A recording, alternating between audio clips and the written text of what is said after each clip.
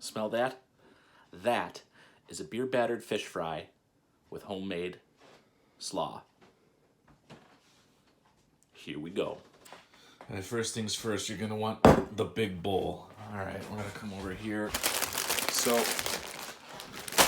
I got this stuff. It's like the Power Blend Superfood or whatever. It's got the Brussels sprouts, the cabbage, the broccoli, the carrots, and the peas. Alright, so it's pretty much got everything chopped up into it already. Because I'm lazy and I don't feel like doing it myself. But you can just, if you don't want that, you can do cabbage, you could do whatever.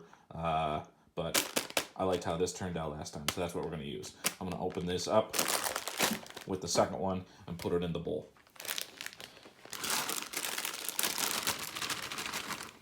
One.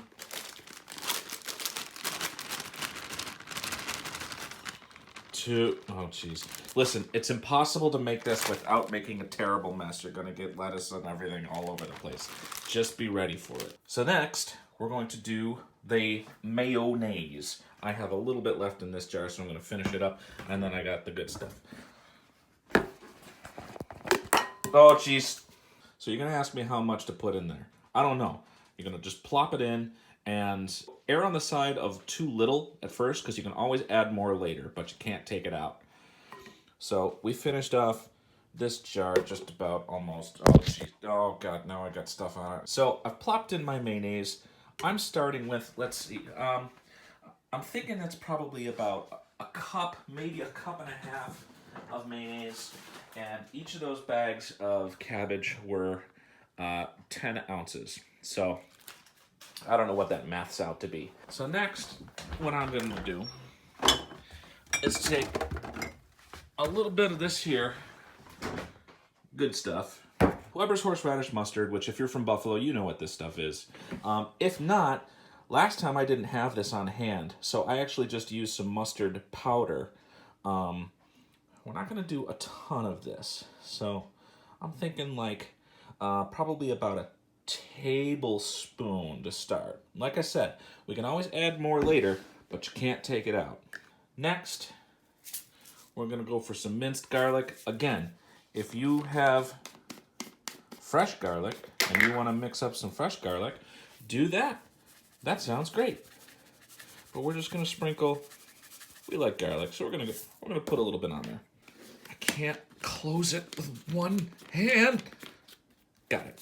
Now, I'm going to put some cumin seed in there. Boop. Think of this as like a milder mustard. So I'm going to go about that. Probably don't need a ton of that.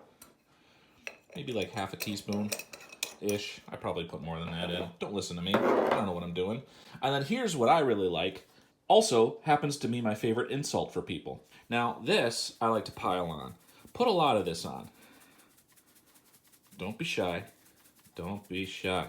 Probably a good, honest teaspoon of that, or more, to your liking, whatever you want. Now, a little bit of apple cider vinegar, and I had some of this on hand, because the apple cider vinegar is going to be very sweet.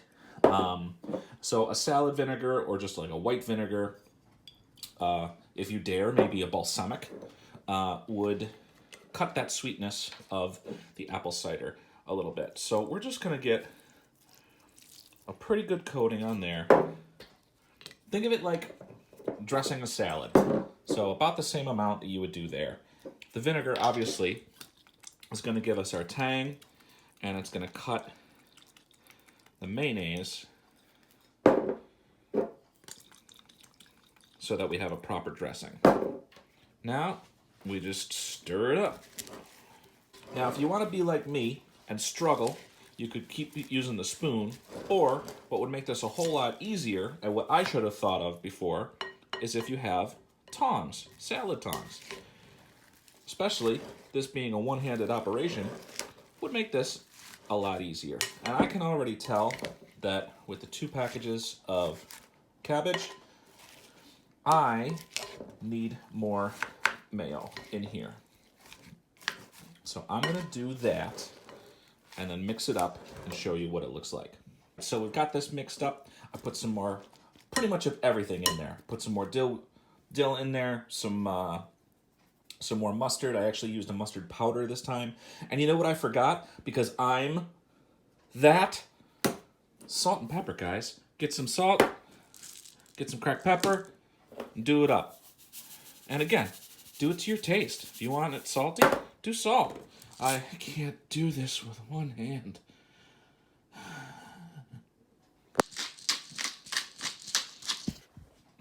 That's our pepper.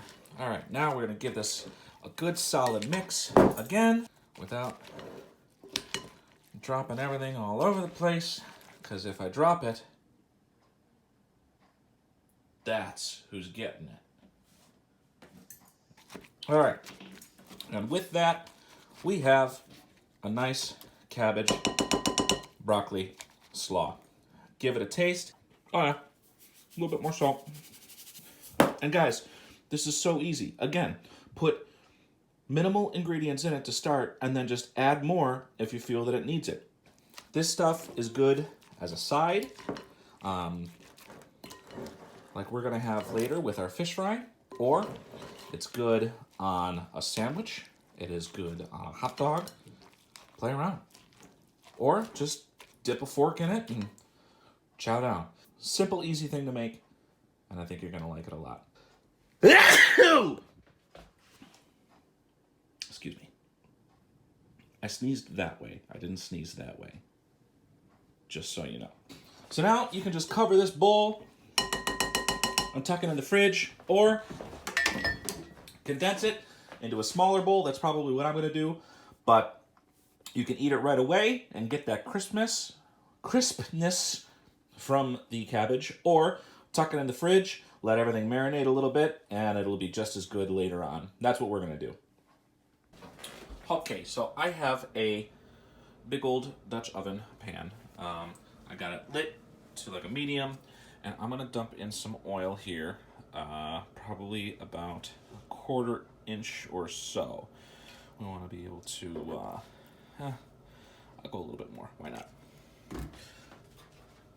So, and you might realize that this is a little bit darker than a typical vegetable oil. That's all it is vegetable oil. But what I do is when it cools, I strain it and I save it. If you're not doing that, you're wasting a lot of oil. So you can do that probably, depending on what you're cooking, probably a dozen times or so. Maybe a little less, maybe 10. So, but yeah, obviously wait until it cools to dump it back into the bottle, because otherwise you're going to have a horrible, horrible mess on your hands. So, while that's doing, I'm going to come over here and fancy mixing bowl. I'm going to find, there it is, measuring cup. 1 cup. This is just plain old white flour. If you are gluten-free, you can substitute this with an almond flour or a flax. But if you want a good traditional buffalo style, you're gonna want white flour. Now, we're just gonna eyeball this. We have garlic powder. And yes, we are going to use a lot. So probably, that much. Now we'll do some salt. And we'll do some pepper. My assistant's gonna help me out. Yes! Get yourself an assistant. Cool. And then some cayenne pepper. This one's, we're not going to make this really spicy, so we're just going to do a little bit there. That should be good. Just enough to give it a little pizzazz. I'm going to come over here and keep checking this. We want this to be at about 375 degrees, so we've got a little bit of a ways. So I'm going to kick this up to a proper medium until it gets up to temperature. But definitely keep an eye on this. If it gets too hot, the oil's going to burn, and it's going to smoke up, and everything will just be, it'll splash like crazy. It's a world of hurt. You don't want it. All right, we're gonna mix this up real good. We could probably, yeah, that's gonna be just fine. Just fine. Mix, mix, mix, mix. Now, we're going to open this. You might be wondering, but Jake, you already have a beer. What are you going to do with this beer? I'm going to pour it in here. And we want this consistency to be a proper batter. So we don't want it so thick that, thank you, that it's, see, like right now, that's way too thick. It's probably going to take the whole can. Because we want it to just, when we put the fish in there and pull it out, we want the batter to just be able to stick on it. We don't want it to run off. And just mix this until you have an even consistency. The thicker your batter now, the thicker, the thicker your batter now, the thicker your, what am I trying to say here? Thick batter now equals thick batter later. There it is. So this is pretty close to what we want it to be. You can see it's got just enough of a little glop that it'll coat nicely. And since there's only like a little bit in there, I'm just gonna go ahead and do that. And last thing we need for this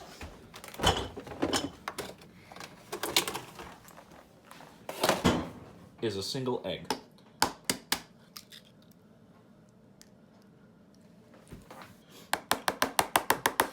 Do you need the egg? No, you don't. But it will add just a little bit of that crispness that we in Buffalo are so used to with our fish fries. But if you didn't add the egg, you're still gonna have a good batter. It just won't have as much of a crunch. So there we have it. Let's check our temperature. We are crawling up. We are at about 250-ish. So we got a little bit of time before that's hot, which is good. We can finish what we're doing over here. So while we're waiting for that to heat up, we can make our tartar sauce. Thank you, Linz. Tartar sauce is quite easy. Get yourself your favorite pickle relish and some mayonnaise. So, pickle relish. Splop a good amount in there. And then we're going to do equal amounts of mayo. And of course you can adjust this to your liking, depending on taste. If you like it more pickly, add more relish. If you like it a little zestier, add more mayo. Stir this up, and we have tartar sauce. If you want to get crazy, you can add a little parsley or some dill, but that's really all you need. And this you can store in the fridge. You can keep in like a mason jar or something like this. This will probably keep for a few days, maybe a week. I wouldn't push it any longer than that. And how's our temperature doing? We are crawling up to almost 350, so we're getting pretty close. So we can start to dredge our fish.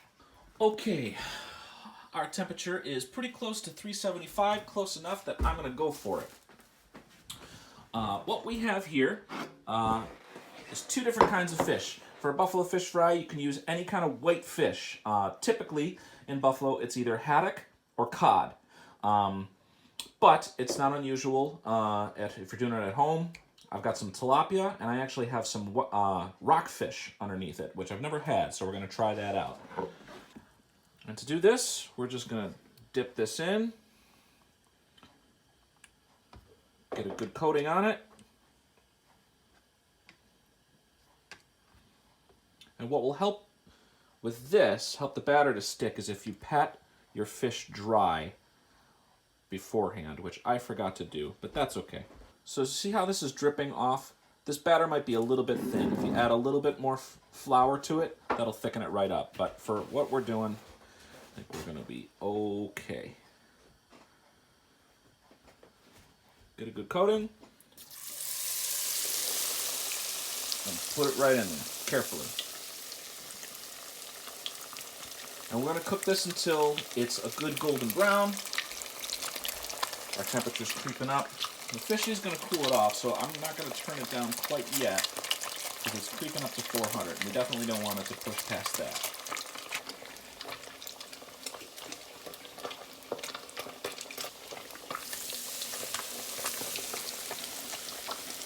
And if you're not making a mess while you're doing this, you're doing it wrong. So you're going to have some splotches of batter. That's all right.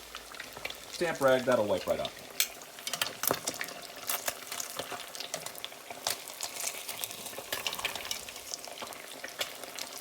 Give it a flip halfway through, especially if you don't have enough oil to cover the actual thing. So like I said, the fish has cooled down the oil, so now we are pretty much right at the perfect temperature.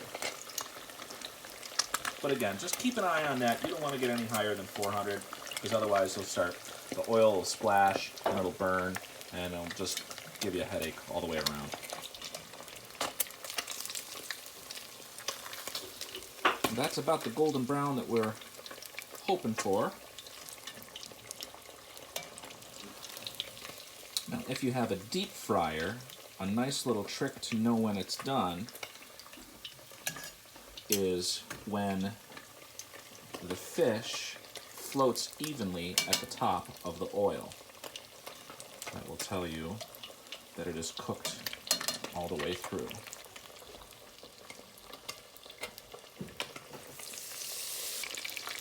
My temperature has gone down after doing a couple of fillets, so I'm just going to kick up the heat a little bit. Now it's okay if it fluctuates a little bit here and there. You just want to keep it right at that 375.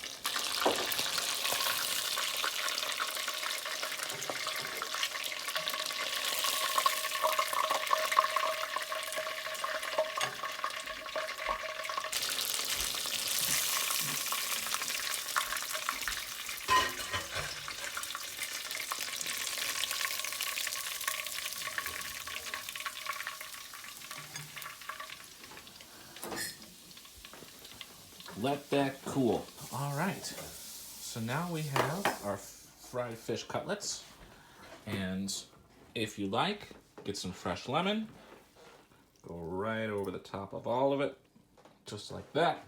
And for the full experience, a liberal application of tartar sauce, and we're going to serve it with